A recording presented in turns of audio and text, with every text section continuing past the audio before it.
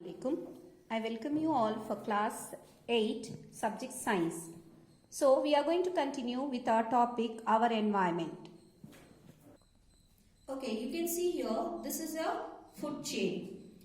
As I said to you, this kinds of nutritional relationship where the food energy is getting transferred from one trophic level to another is called food chain. Here they are interdependent. As I said, plants are the producers, then it goes to the primary consumer. Here who is the primary consumer? Grasshopper is the primary consumer. Then grasshopper is eaten by the frog. This becomes the secondary consumer. These frogs are eaten by the snake. So snakes become the tertiary consumer. This interrelationship between the trophic level is known as food chain. There are many types of food chain. Example, grass, grasshopper, frog, snake. Then even in the aquatic food chain, that is phytoplankton, zooplankton, fishes, aquatic birds. What is the meaning of phytoplankton? Means the plants which are present in the aquatic or in the ponds, seas and all. Phyto means plant.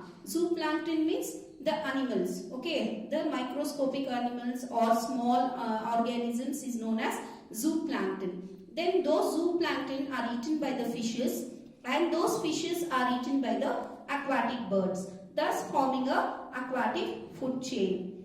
Producer represents the first trophic level and the different levels of consumer represent the successive trophic levels in an ideal situation. A food chain will have a maximum of 3 or 4 trophic levels. There can be hundreds and thousands of food chains operating in an ecosystem.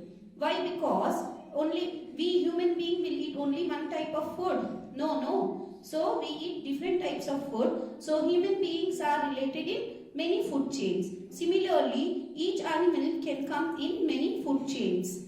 Now, mainly we are classified into 3 food chains. In 3 food chains, the first one is grazing or herbivorous food chain or predatory food chain. These 3 names belong to one same food chain. Means here the food chain starts from the producers. Okay, the food chain start from the producer, that is from the grass or the plants. So here example is grass, rabbit and wolf. Primary consumers are plant-eating animals. Most of the food chains belong to this category. Here what is it? Primary consumers are plant-eating animals. Such food chains are known as grazing or herbivorous or predatory food chain. Coming to the next, that is detrivorous food chain. What is the meaning of detrivorous? Detrivorous means those animals like ants, termites, earthworms, millipedes and crabs are detrivores. Why it is known as detrivores? Because they feed on detritus. What is the meaning of detritus? The fallen leaves, parts of dead trees or organic matter. Means dead and decay things. They are depending on the dead and decay things. They eat these dead and decay things. So feeding on detritus. Detritus is dead and decay things. So who will eat detritus are known as detrivores. Who are detrivores? Ants, termites, earthworms, all these are detrivores. So now here the primary consumer is a detrivore, therefore it is known as detrivorous food chain. Okay, example detritus, earthworms, birds. These detritus are nothing but what? Ants, termites are eaten by earthworms, then those are eaten by birds. This type of food chain is known as detrivorous food chain. Is it clear? Okay. Coming to the third is the parasitic food chain. Here, parasites means what? Any organism which depend on other organism. For example, who sucks the blood of other organism is known as parasites. Example, mosquitoes, lice, bugs. What they eat? They drink the blood, right? They drink the blood of human being. Mosquito sucks the blood of the human being. Then lice will suck the blood. even the bugs, bed bugs, right? They will suck the blood. So these kind of organisms are known as parasites. So anywhere in the food chain, if it is there, any parasite is there in the food chain, then it is known as parasitic food chain. Either the producer or consumer is parasitized. The transfer of food energy may occur through a series of parasites. Understood? Anywhere it can be a producer or a consumer is a parasitized, means parasite, then it is a parasitic food chain. Example, tree, fruit eating birds, lice and bugs, then fungi. Here, who is the parasite here? Not the producer, not the primary consumer, it is the secondary consumer are the parasites. Lice and bugs are the parasites. So it is known as parasitic food chain.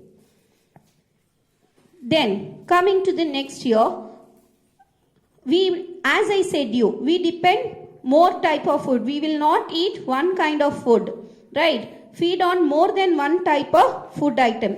Most organism, not only human beings, most organism feed on more than one kind of food item.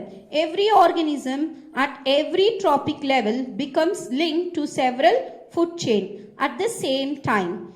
In every ecosystem, we have a complex network of interconnected food chain forming a food web. Means it is linked everywhere. You can see here what is a food web. If it is interlinked, in every ecosystem, we have a complex network. Complex means it will be connected to each other of interconnected food chains forming a food web.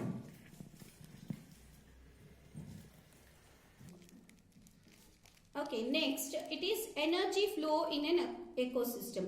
Organism needs energy for all their activities. You know, everyone needs energy, right? From where do we get energy? We get energy from food. So from where we are getting the food?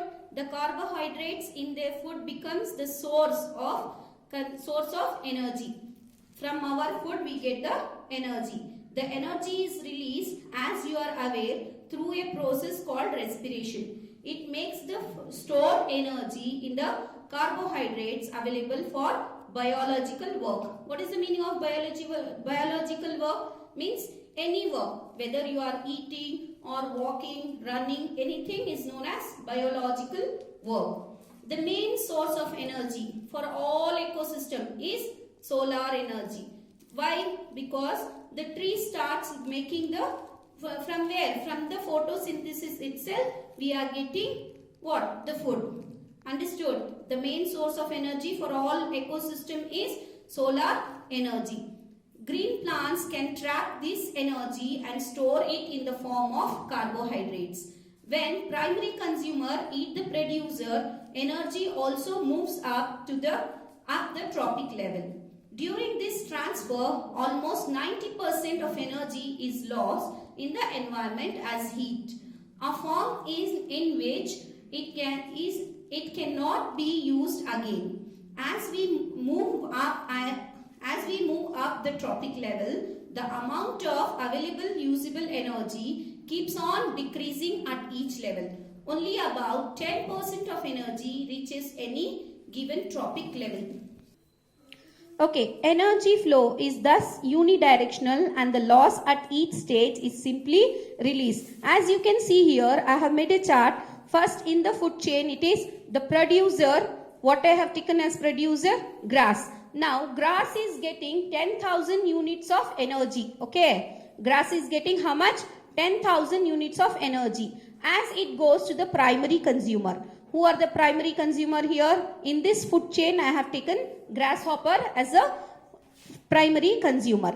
Once the energy is passing from one level to the other trophic level, the heat, 90% of energy is wasted as heat. It cannot be reproduced. So, this primary consumer are getting only 1000 units of energy as it goes to the secondary consumer. Here the secondary consumer is a frog.